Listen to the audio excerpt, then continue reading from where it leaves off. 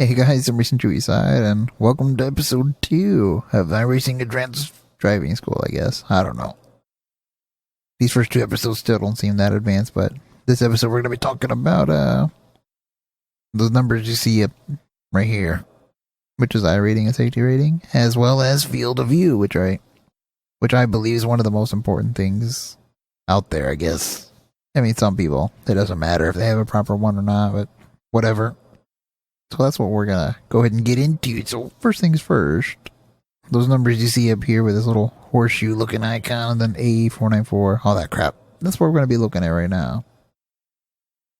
The number next to this A here that I'm highlighting, I'll zoom this in so don't worry about it. So that A is for safety rating. And the A, I mean, the 494 is the safety rating score that I got. You get that by running clean, not running into things. Is it super important? Not really, but kind of lets you know how some people are that are racing next to you. If it's like a 2, then you know they've been involved in a lot of crap, or just extremely bad luck. But most of the time, it's someone driving over their heads, and I've been guilty of this before in the past, and finally figured out take it easier, and you won't be involved in as many things. I mean, there's so many things that you can be involved in, but whatever. The A is your license class. You start off as a rookie. Then after you get out of those classes, you move up to more advanced stuff, like, let's say late model for the oval side. D. It's a D series. And it goes all the way up to A or Pro. So after D is C, B, and B to A. And after A, which is for people who are that good, can get to Pro, which is pretty freaking hard in itself. iRacing runs like a special series to try to qualify for Pro at a certain time of the year. I forgot how. I know I'm not good enough for that. Then again, get the right car under me and I might be able to have a shot there. And oval. Road, forget it. So that's pretty much what safety rating is. The safety rating pretty much determines how safe you are, given the name, obviously. And A is how far your license is up. And I guess I'll talk about that by going to... Let me click race now. Find something official here. I go with something official on or road. So like the SRF challenge. Let that load. Remember, this is all new build stuff, so yeah. You can see here this big red bar that says MPR. Well, since I'm already A license, any series now will give me the MPRs will not count towards license promotion. So this will have to be green. You have a see, when you're a lower class, say D, C, B, whatever, anything besides A, it'll be green, determining if it's eligible. You know, if it's eligible to be raced to count towards your MPR, which basically something to do with participation, I guess. But say most of the time it's 4 races. You gotta get 4 clean races in. Not 4 clean races, but you know, like 4 races in without quitting out, I guess. Or something like that. I don't remember the exact rule on that.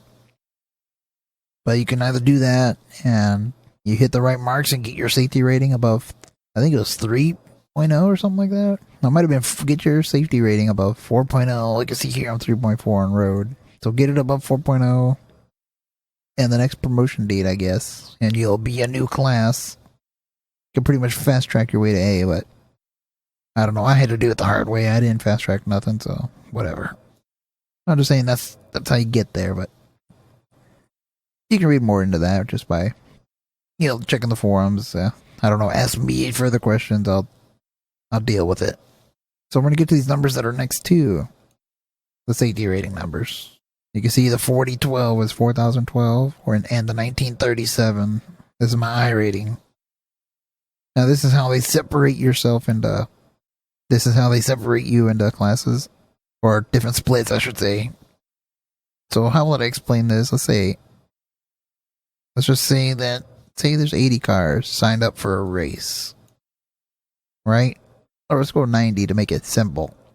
Let's see, for NASCAR iRacing series, that can either get split into 3 splits, because I think on average it's 30 cars per race. So it's got to split every 30 cars. So you'll have 3 splits. You have split 1, which is the higher iRating people. So let's say people like, I don't know, Matt Busa, you know, he's a pro. interface, people with them high, say Tyler Hudson too, people with them high iRatings, they'll be in those splits if they're racing.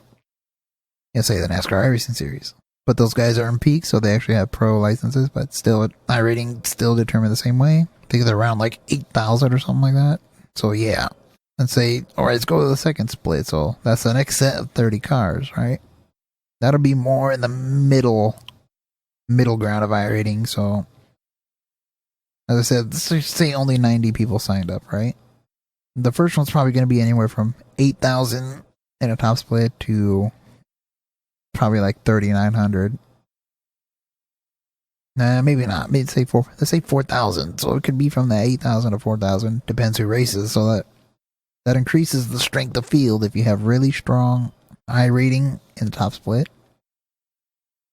Just all depends who you get in there. So if you have a whole field of like 6,000, that's going to be a pretty high strength of field race, meaning you get more championship points, as well as, I don't know, it just makes yourself feel better that you're able to keep up with them guys. Because I've done that before. It's a pretty awesome feeling. As I said, the range goes from 4,000 to 8,000 or whatever. 4,000 to top. Whoever's the highest iRating will be in that top split. And the second split will be, again, like the middle ground. So let's say from 4,000 flat down to, I'm going to say like 2,600, 2,700.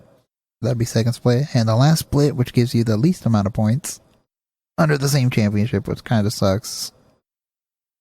Or whatever.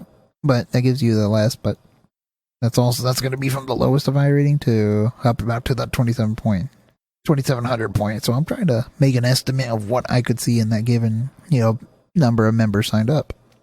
And the same thing goes for roadside, but I don't do a lot there. You can see my roads iRating's a lot lower, so I'm going to get thrown in more bottom splits.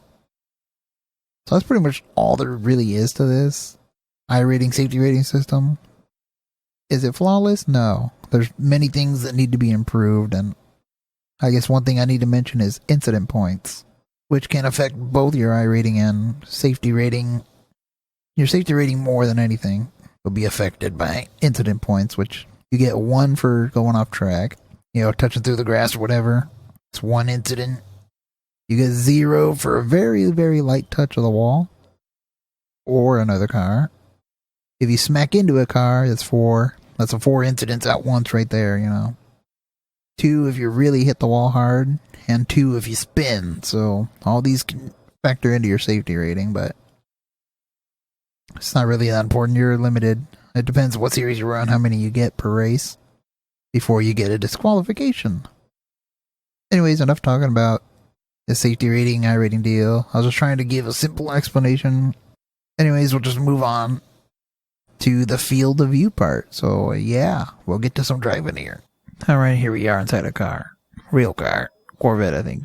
Not sure. Anyways, this represents pretty much what our eye see, in our complete vision, I guess. Obviously, we're a little bit wider, but what a camera can capture is not as wide as what our eyes really capture, so that's the best we can work with, so yeah. And this view, which has a red box, pretty much represents what we see in the game with one monitor. The box is the monitor. And we're trying to make this so it looks one-to-one with the real world. Right in front of you. So, again, the closer you have your screen to your face, the better. Because, it can give you more of an opportunity to create a one-to-one deal.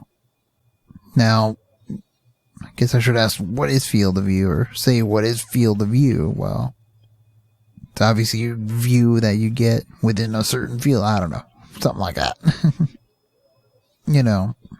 You're limited to what you can see in a game compared to what you can see for real, unless you have like an Oculus Rift, which has a ridiculously huge field of view. For the fact is, the screens are pretty much on your eyeball.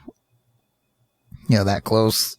So I don't know. The best way I can kind of describe this is try to sit where you're positioned for a race, or in your seat or whatever you got, and try to think of what it would look like if you were actually sitting in the actual car. Does it seem one-to-one, crap like that?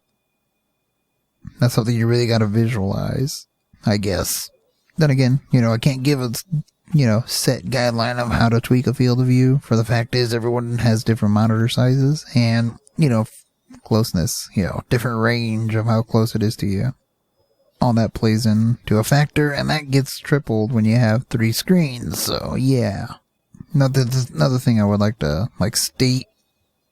A lot of people confuse field of view with, sense of speed and seat position, which it can kind of give you a sensation that you're going faster, but the whole seat position, that's just not true. Your seat position stays exactly the same, like you will see when I talk about the field of view in the sim, so I guess we'll do that. Another thing is motion blur. What you see as motion blur is not really motion blur.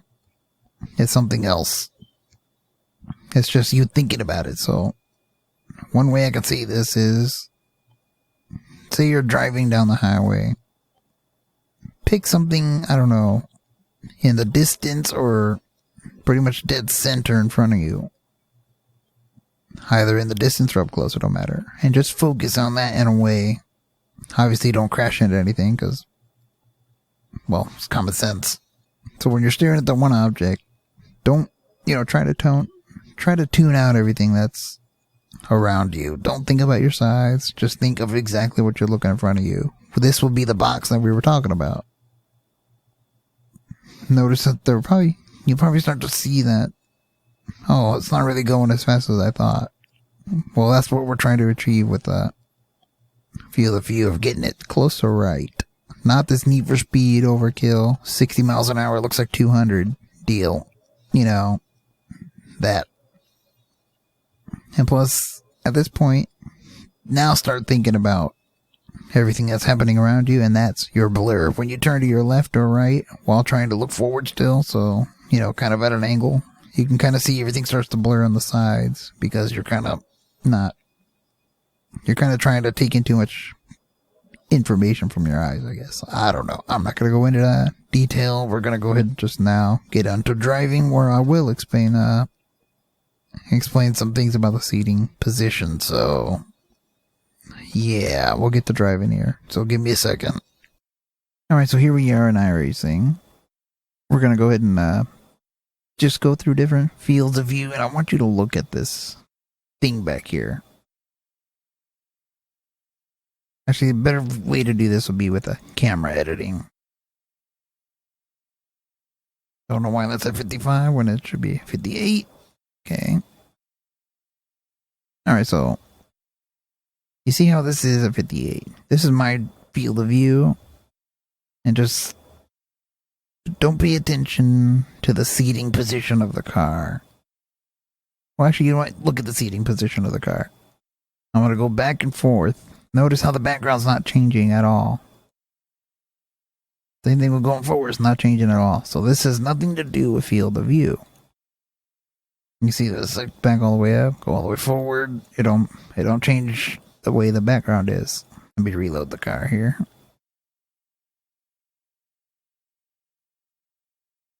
Yeah, that should be a 58. Don't know why I'm saying that still, but okay. So now look at the background when I switch this to see what pretty much what my should be set at, which is 48. You see everything zoomed in at that point. So your entire thing got zoomed in. This is moving that box, and this is zooming in to that box. You can see that's at 48. And let's move it to something like 80. And you can see how much more of the screen we can see here, but also how far away everything looks. And let me get this rolling here. Alright, I'm going to change this back to 45. Or 58, I should say, my field of view. This is what I got, right? Again, the seating position doesn't do a thing. And you can see this feels slower. And this is where people get the field of view mixed up with seating position as well as sense of speed. And we can see that going here into the braking zone.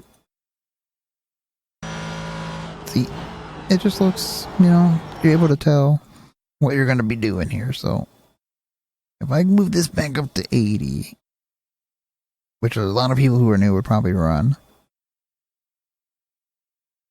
You can see when we approach that corner, it seems like we're going a hell of a lot faster. See, it looks like we're going quicker, but we're not. But you can see from there, it's actually harder to judge where I'm supposed to be braking. You see, it just looks like I'm braking really early right here, but it's not, because we're coming up to the corner faster than we think, and that's why field of view is important. And for 3 screens, it's important to get the feeling that you're actually where you should be, proportional to the world. 1-1, you want a 1-1 view.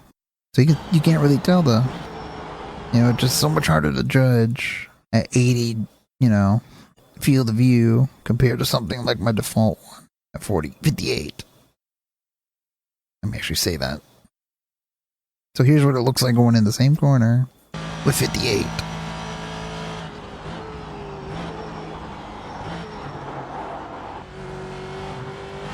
So you can see it seems much slower, but also more accurate, and this also looks more what it would probably look like to be inside the car. Now, do you gotta have it perfect? No. Let's see. I exaggerated mine by about 10, and that's pretty much as far as you want to go of exaggerating your field of view. It's around 10 degrees either way, so preferably outward because you want to be able to see more. That's the one downside to getting this right on a single monitor, is you're not able to see as well around you. Man, I love the way this car looks.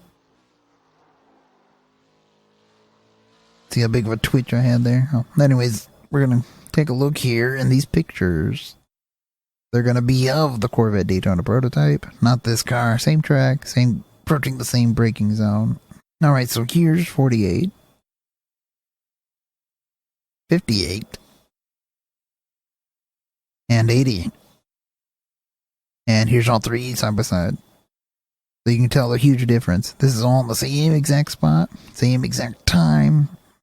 But obviously you have more time to judge what you're doing because it's not... You can actually see better going into the corner at a real more speed. Again, looking straight out, if I were to turn side to side and look out the side window, it would still seem like I'm going fast. So yeah, that's pretty much all there is to this episode. Next week, we're going to probably get into shifting. This is getting more advanced as we speak, so this is going to be episode 2, and the next one's going to be 3, so stick around. Anyways, it's been Sim Racing Chewy Side.